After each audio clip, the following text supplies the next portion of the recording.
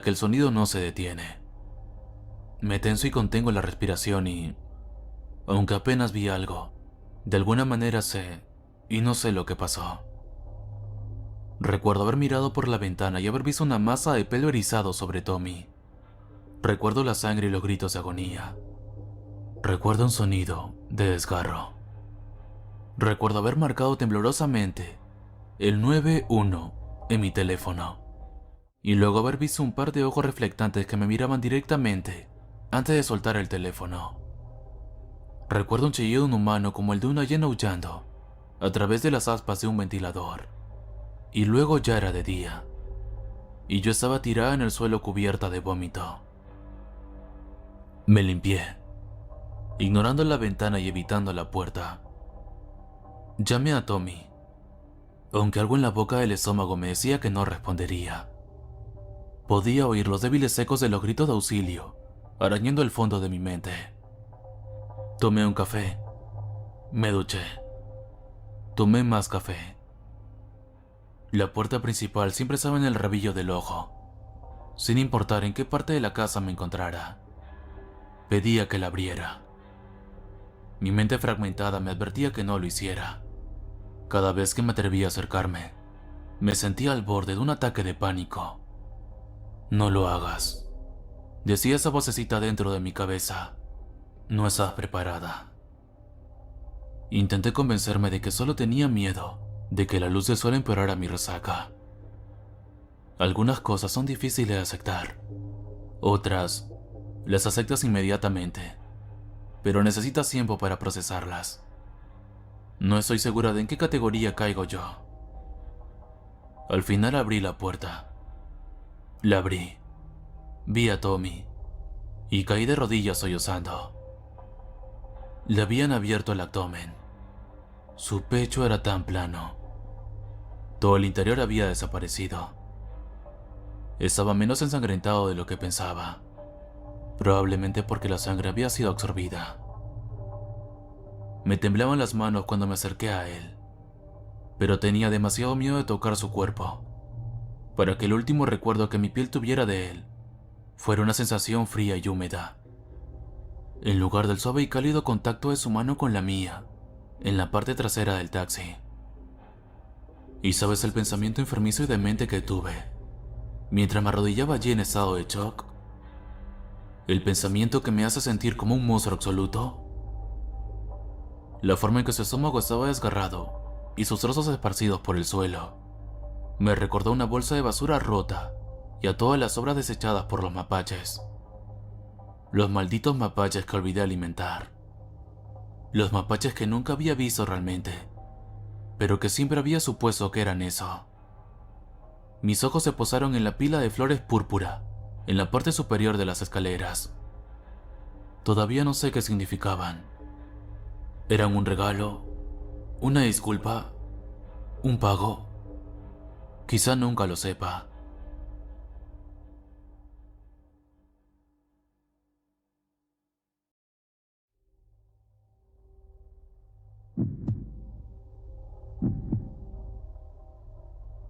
Comenzó cuando tenía 4 años. Él aparecía en la periferia de mi visión, un atisbo de alguien que estaba ahí, pero no del todo. Empezaron siendo apariciones fugaces, pero día a día, cuanto más me fijaba en él, más notoria se volvía su silueta. Su rostro, en cambio, permanecía imperceptible, como si una nube oscura se cerniera constantemente sobre su cabeza. Al no poder entender quién era el niño, deduje que debía ser uno de mis hermanos. Tenía 2 en esa época, y pensé que tal vez tenía un tercero que nunca había notado realmente. Después de todo, tenía 4 años. Para mí era lo más lógico. Nunca me pareció extraño que a nadie de mi familia pareciera importarle. Mi madre era madre soltera y trabajaba sin descanso. Apenas tenía tiempo para prestarnos atención a nosotros. En cuanto a mis hermanos, yo era el menor. Fue un instinto natural de hermano mayor que me ignoraran. Pensé que el otro hermano estaba en el mismo barco. Parecía que no tenía más de 3 años. Mi vida se acostumbró a tenerlo cerca. En la cena, se quedaba en un rincón, mientras los demás nos sentábamos en la mesa del comedor. Mientras mis hermanos se peleaban, él se quedaba de espaldas en algún lugar alejado, pero lo suficientemente cerca como para que se notara su presencia. Pensándolo bien, nunca se acercaba cuando ellos estaban cerca. Como mi madre era nuestra única fuente de ingresos, estábamos todos hacinados en un apartamento de una habitación. Nunca estaba solo con él. Mi madre ocupaba el sofá de la sala, mientras mis hermanos y yo dormíamos en literas en el dormitorio disponible. Debería haberme alarmado que el otro hermano pareciera no dormir nunca, pero no fue así. Simplemente, las cosas eran así.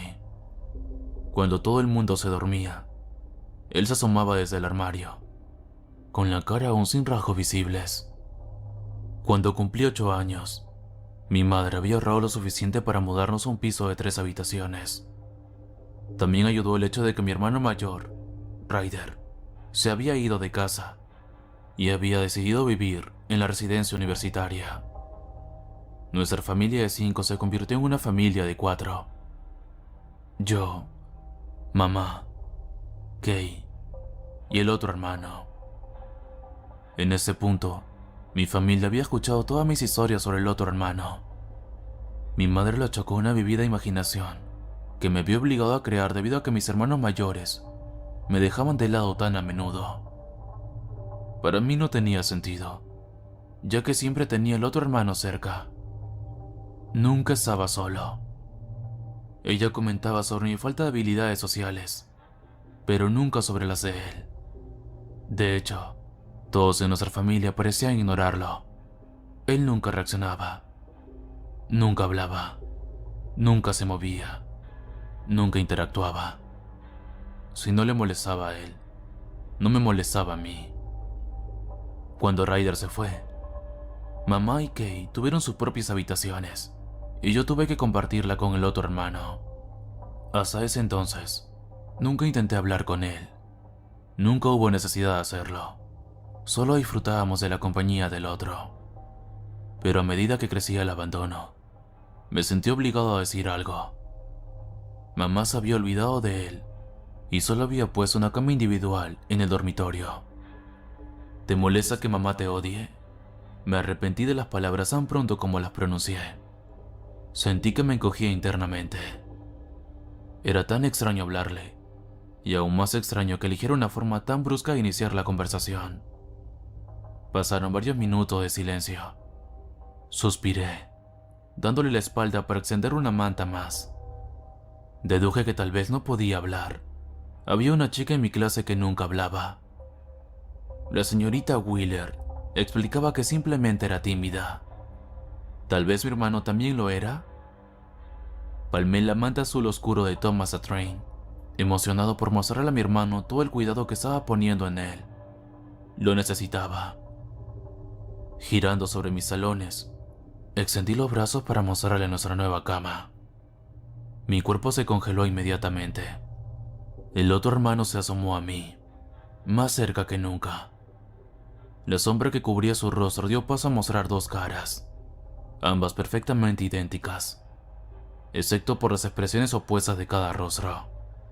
Uno de los rostros sonreía de forma inhumana, con las comisuras de su sonrisa subiendo hasta las orejas.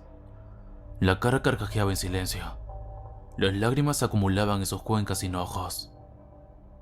La otra cara fruncía el ceño.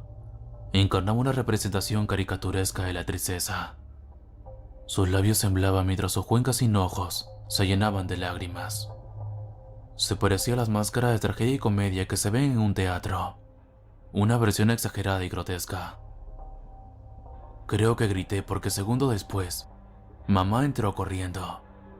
Llevaba una expresión de preocupación, pero una vez que se dio cuenta de que yo no sufría ningún daño, cambió a alivio.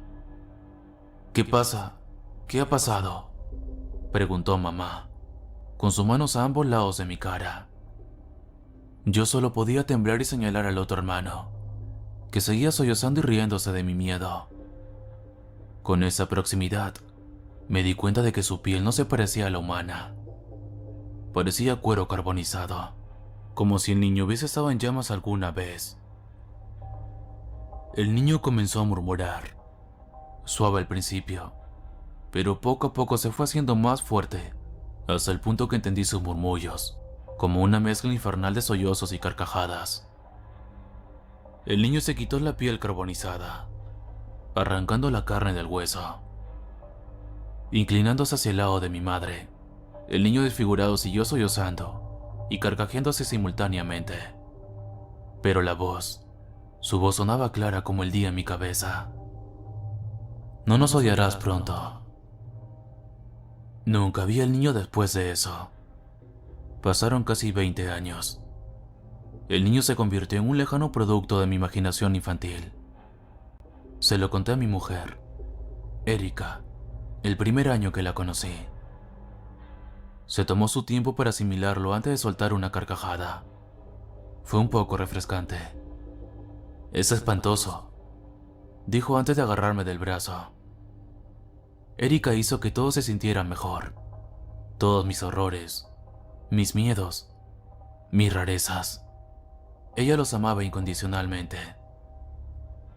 Por eso decidí proponerle matrimonio y tomarla como esposa una noche después de la conversación. Erika, por supuesto, dijo que sí. Movió sus cejas rubias con emoción, antes de rodear mi cuello con sus brazos. Era tan perfecta. Un año después de que le propusiera matrimonio, finalmente nos casamos.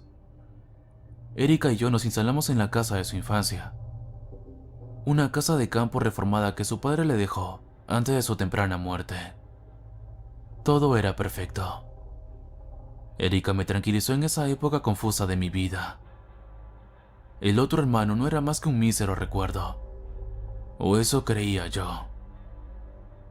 Erika llegó a casa entrando a toda prisa por las puertas gritando.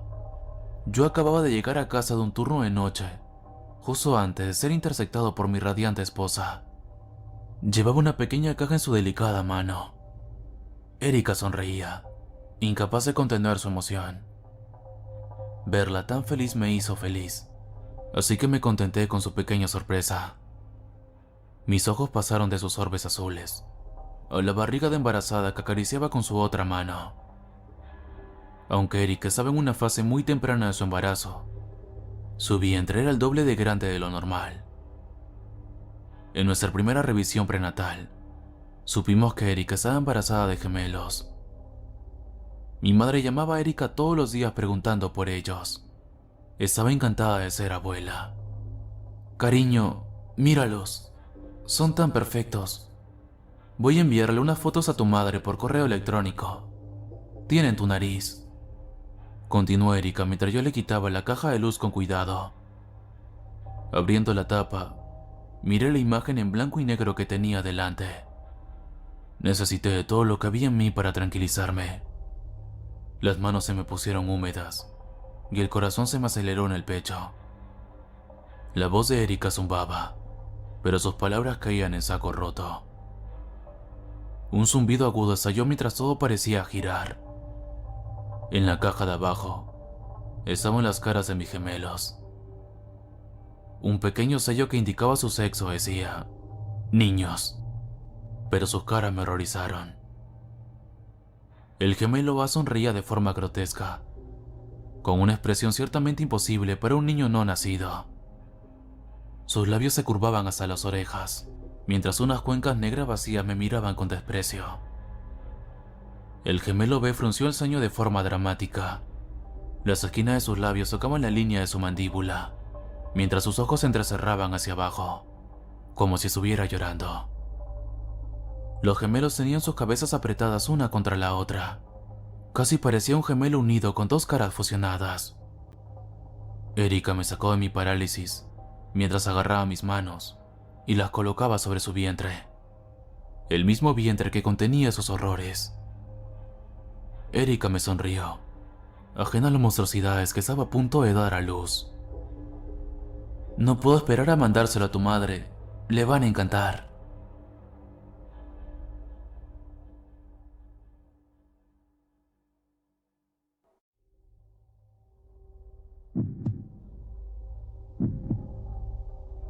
Llevo una hora caminando por ese sendero en el bosque.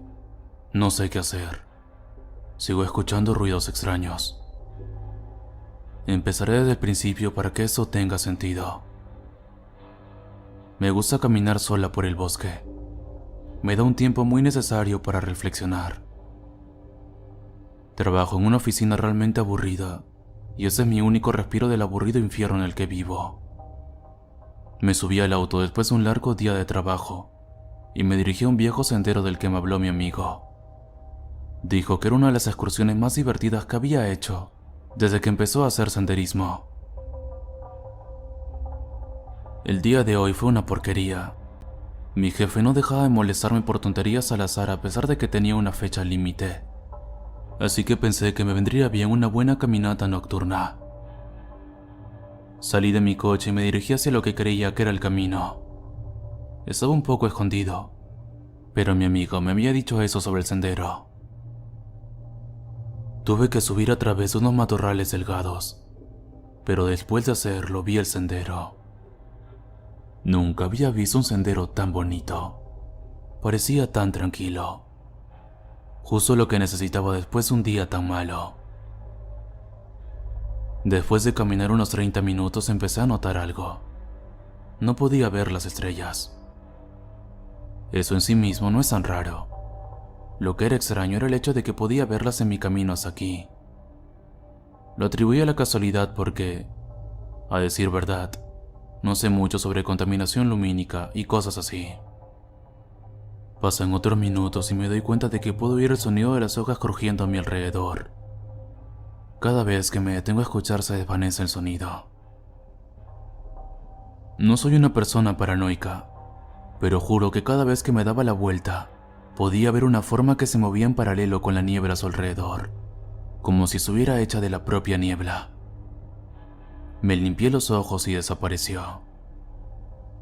Una vez más, lo atribuí a la casualidad. Tal vez mis ojos me estaban jugando una mala pasada. Aceleré un poco el paso. Solo quería llegar al final del sendero y terminar la caminata. Pero los ruidos eran cada vez más fuertes y claros. Pero en cuanto los escuchaba con atención, desaparecían. Me detuve una última vez para mirar hacia atrás. Esta vez los pasos no se detuvieron. Cambiaron de lugar. Cuando me di la vuelta, los ruidos estaban de nuevo detrás de mí. Me giré en la dirección en la que estaba caminando y lo vi de pie en la línea de árboles, apenas visible.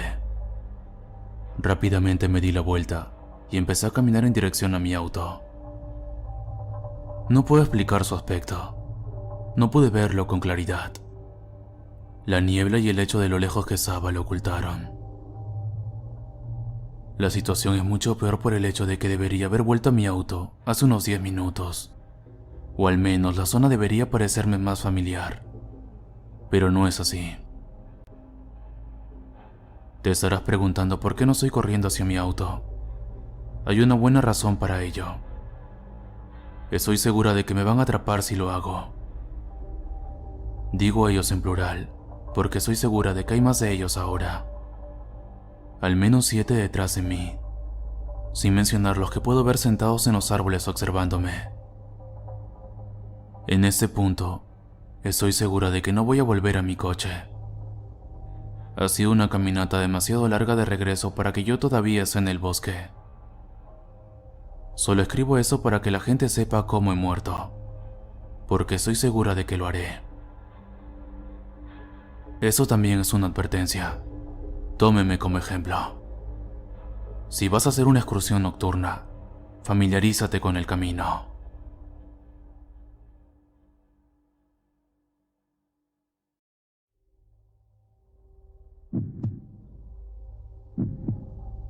Observamos el programa con asombro, viendo cómo el presentador, haciéndose pasar por investigador, demostraba cómo se podía persuadir a sus participantes de que un brazo de goma era parte de ellos, mientras se disociaban de su propio brazo.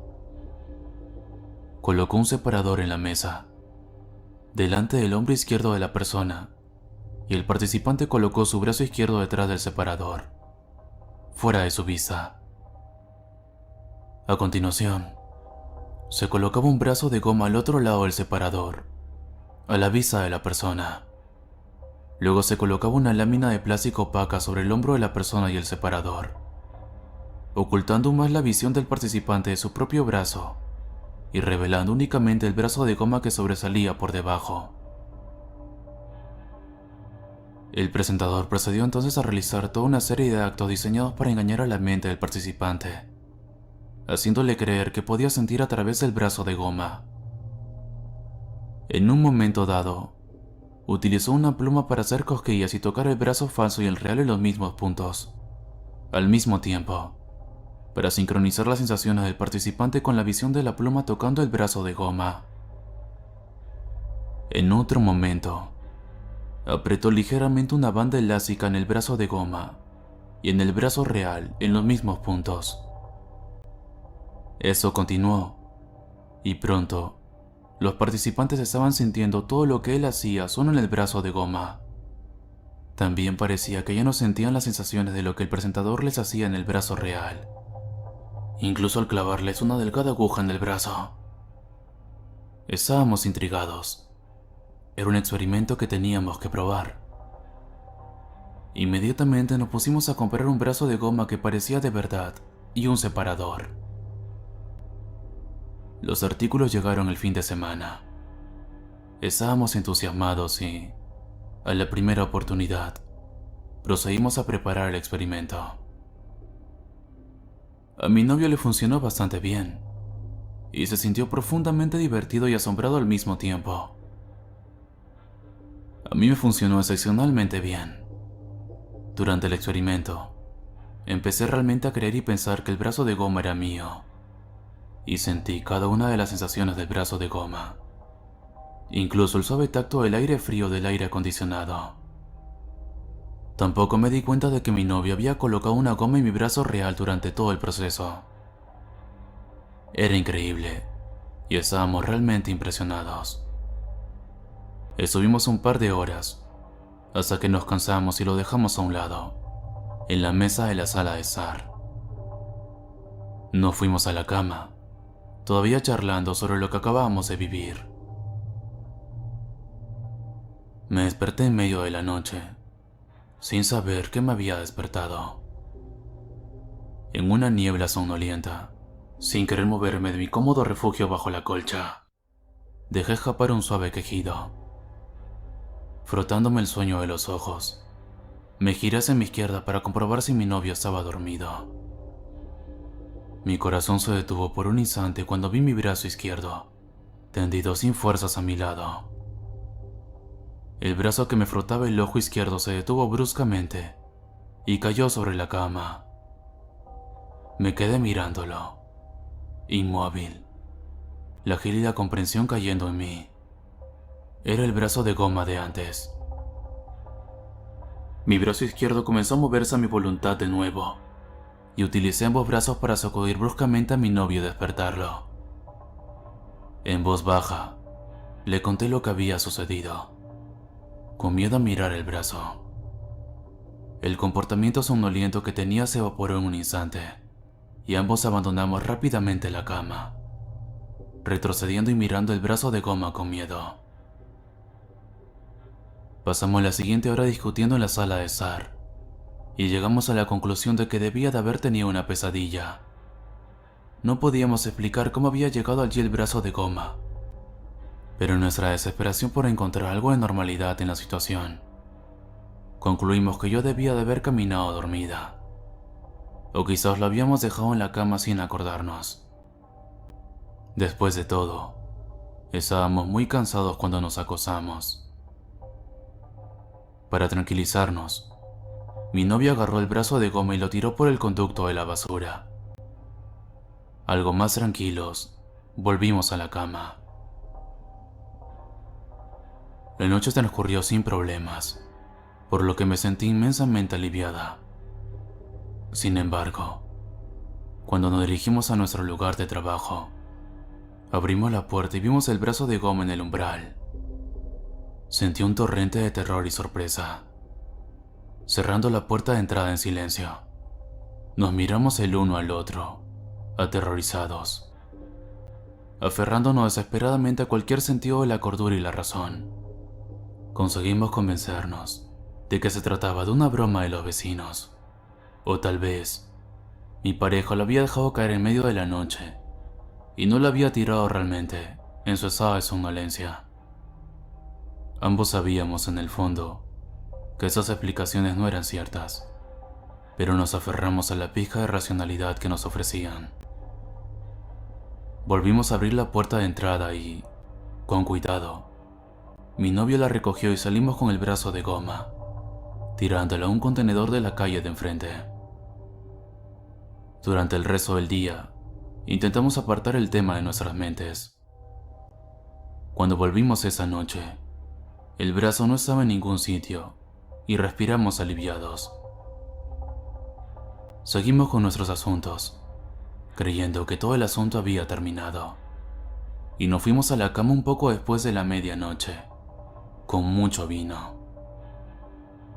Nunca duermo bien cuando he tomado vino, y tiendo a despertarme a diferentes horas a lo largo de la noche, y es por eso que ahora estoy profundamente agradecida, porque cuando me desperté anoche, vi el brazo de goma a los pies de la cama, tratando de arrastrarse a sí mismo, y al cuchillo que sostenía sobre la cama. Grité, un estridente timbre de horror, y mi novio se despertó sobresaltado. Echó un vistazo a mi expresión de horror, miró el brazo y se puso en acción. El brazo había clavado el cuchillo en el borde de la cama, y estaba intentando utilizar su agarre en el cuchillo para maniobrar sobre la cama. Mi novio agarró el brazo y tiró con fuerza, hasta que soltó el cuchillo.